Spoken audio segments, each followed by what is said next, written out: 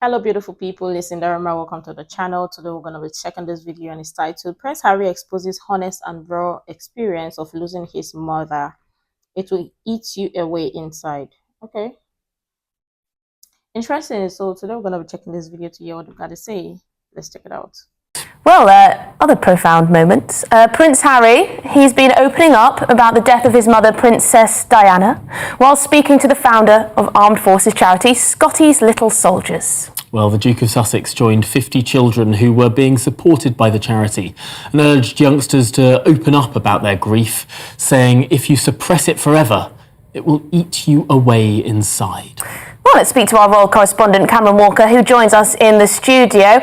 Cameron, Prince Harry has spoken quite a lot about grief and bereavement from his mother's passing and the trauma he had. Did he say anything new that we haven't heard before? Well, I think what was interesting with this discussion that he had with the founder of charity Scotty's Little Soldiers, Nikki Scott, who set up the charity because her husband was killed in Afghanistan in 2009. He was serving in the British Armed Forces.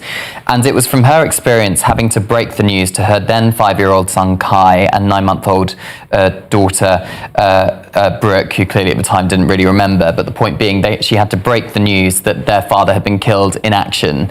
And the lack of support at the time for children who were suffering from bereavements because their parents had been killed in conflict. So that's why she set up the charity. Prince Harry, of course, served 2 tours of Afghanistan himself, and he's a global ambassador for the charity. And the difference here was, instead of kind of talking about himself, which clearly we've had a lot of in the last 3 years from Prince Harry with his memoir Spare and the Netflix series, I could go on, he was putting the spotlight back on the charity and on Nikki and her story. So it was almost like having the old Prince Harry back, and also thinking about like what could have been if he didn't step back as a working member of the royal family, and the good in the spotlight he could continue to do. So it's kind of getting him back a bit. That's so fascinating. In many ways, he was sort of stepping into his old role in this. It was sort of performing a duty that he would have done back before the days of Megxit. Yeah, absolutely. And I'm not sure if we've got a video. We might do of Prince Harry talking to Nikki there. We don't. Okay, no problem. But of course, it is kind of like before the days of Megxit. He's been heavily involved in the charity for a good decade now. But when he came back for the Invictus Games celebration commemorations of the 10 years of Invictus last month, he spent time with 50 or so children, as you said in your link there, who are benefiting from Scotty's Little Soldiers. Hundreds of children have benefited. It gives them bereavement support, respite breaks for families as well, and kind of helps them with their grief. But he did talk briefly about his own experience about losing his mother, Princess Diana, and he talks about how a first instinct of a child when they lose a parent in awful circumstances such as that is, I have to be really sad for the rest of my life. And he talks about how those children who've lost parents through conflict feel like that, and how actually it's okay to be happy again later on in life when you've had the support, and realizing that the parent you've lost would want you to be happy later on. So that's the message Prince Harry was trying to get across here. Okay, and Prince William... Interesting, but let's even talk about the Megxit, because this is an interesting one that nobody saw coming. Megxit, indeed.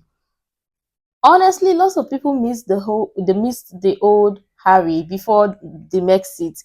But again, I think based on what was shared there, it was interesting to even hear and to see that it's trying to share that connection, or that sort of connection that people loved. But again, we understand that losing a parent or losing a loved one is not easy, or is not an easy thing. And the fact that he doesn't want to consider, because obviously he's lost his mom before, and now that he still have his father alive, the king, I thought it would make sense for him to also draw more closer relationship, or be closer to his father, or be close to his father, so he will not feel that way he felt as a child. But it seems like it is the other way, and knowing that his father the king is also going through health issues and whatnot and stuff, is it not a good thing or best time for him to be there for his father?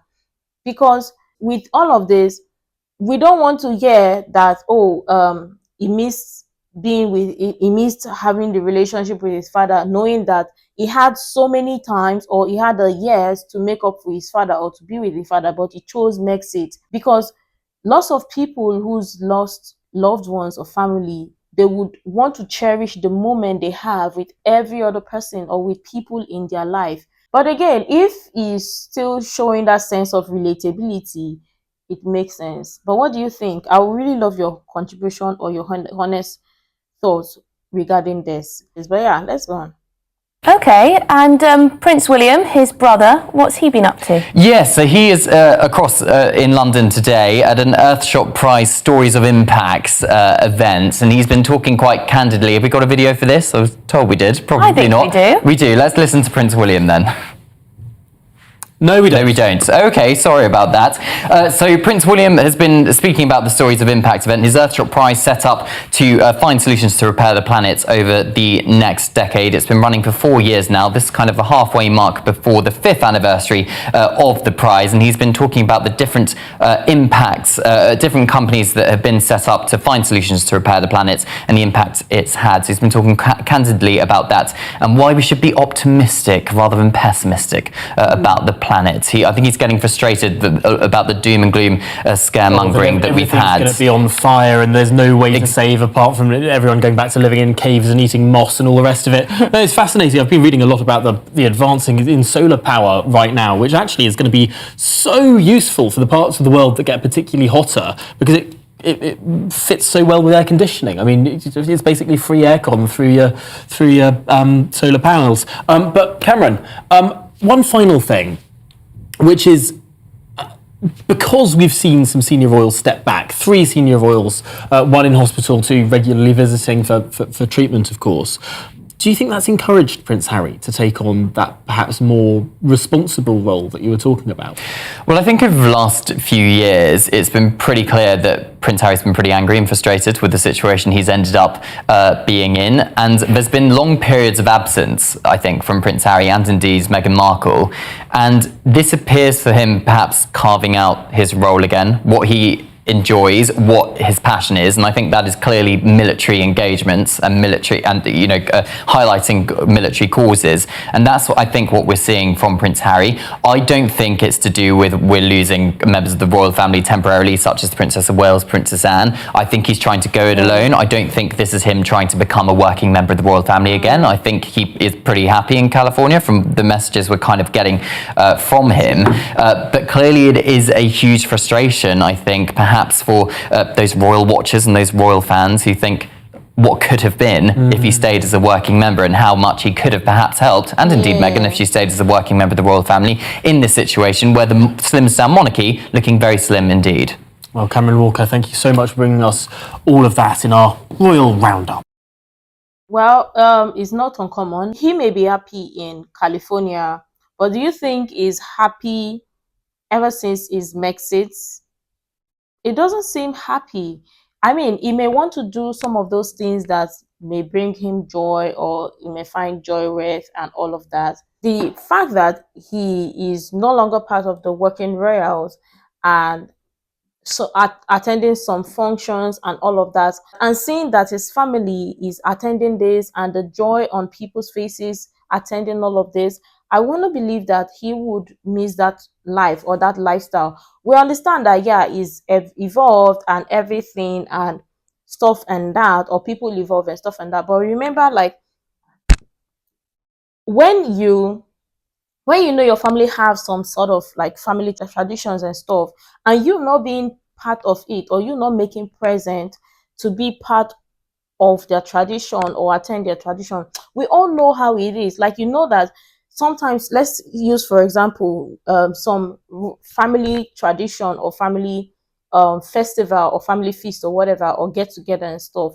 We know that there are some people that would not want to miss the family feast, family tradition or whatever, or that moment spending time with the family and stuff. They know that, like, the joy it brings in their faces, even though like sometimes some families may have some feud or whatever dealing with, but the joy being present with your family and stuff. And I feel like he misses that regardless. And also he may want to be pleasing Brexit too.